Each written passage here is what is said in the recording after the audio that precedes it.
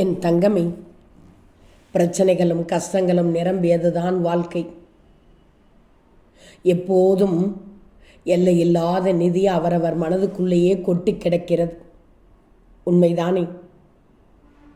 வாழ்க்கையில் சோர்ந்து இடிந்து போய்விடக்கூடாது என்பதற்காக உன்னையே நீ அறிந்து கொள்ளணும் தங்கமே. சில காரியங்களை வாழ்க்கையில் சாதிக்க விரும்பும் நீ அதற்கான முயற்சியில் ஈடுபடும் போது நிறைய கஷ்டங்கள் படுகிறாய், நிறைய பிரச்சனைகளை எதிர்கொள்கிறாய். இதை பார்த்து ஒரு சில நேரம் மலைத்து நிற்கிறாய். அதோடு உன்னுடைய சக்தியை நீயே உணராத காரணத்தினால்தான் உன்னால் முடியுமா என்று கேட்டு தயங்குகிறாய் தங்கமி.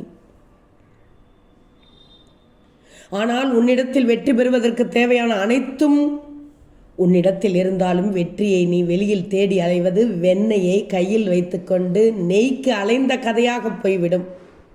ஊரில் 30 வருடங்களுக்கு மேலாக ஒரு பிச்சைக்காரன் குறிப்பிட்ட இடத்தில் இருந்தபடியே பிச்சை கேட்டு வந்தான். ஒரு நாள் அவன் இறந்தபோது அனாதை பிணத்தை புதைப்பதற்கு ஊர் மக்கள் இடம் தேடினார்கள்.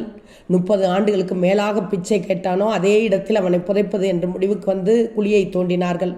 அப்போது எல்லோரும் ஆச்சரியப்படுமாக அங்கு புதையல் இருந்தது. தன்னுடைய கால்களுக்கு அடியிலேயே புதையல் இருப்பதை அறியாமல் 30 வருடங்களாக அந்த இடத்திலேயே நின்று பிச்சை கேட்டு இருக்கிறான். பிச்சை எடுக்க அந்த இடத்தை தேர்ந்தெடுத்தவன் அதற்கு பதிலாக தோண்டும் வேலையை அந்த இடத்தில் செய்திருந்தால் கூட புதையலை கண்டுபிடித்திருப்பானே, அல்லது அந்த இடத்தில் நிலத்தை தோண்டி மரத்தை பயிர் செய்திருந்தால் கூட பலன் கிடைச்சிருக்குமே. ஆனால் நினைக்கவில்லையே அவன். முயற்சிக்கும் போதுதான் நமக்கு அருகில் உள்ளது கூட கைக்கு எட்டுகிறது. உண்மைதானே?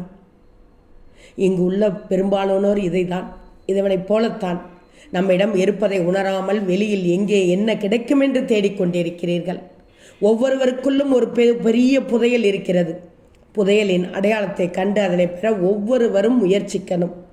உங்களுடைய ஆற்றலை கொண்டு சகல வெற்றிகளையும் பெற வேண்டியவர்களாக இருக்கிறீர்கள். எனவே எல்லையற்ற நிதி உங்கள் மனதுக்குள்ளேயே கொட்டி கிடக்கும் போது அதனை அறிய முற்பட்டு முயற்சி செய்யும் பாதையில் இறங்க வேண்டும். என் தங்கமே, வாழ்க்கையில் சோர்ந்து போகாமல் இரு தங்கமே. பிரச்சனைகளும் கஷ்டங்களும் நிரம்பியதுதான் வாழ்க்கை. எல்லாம் உன்னிடத்தில் இருக்கிறது. ஓம் சாயிராம்.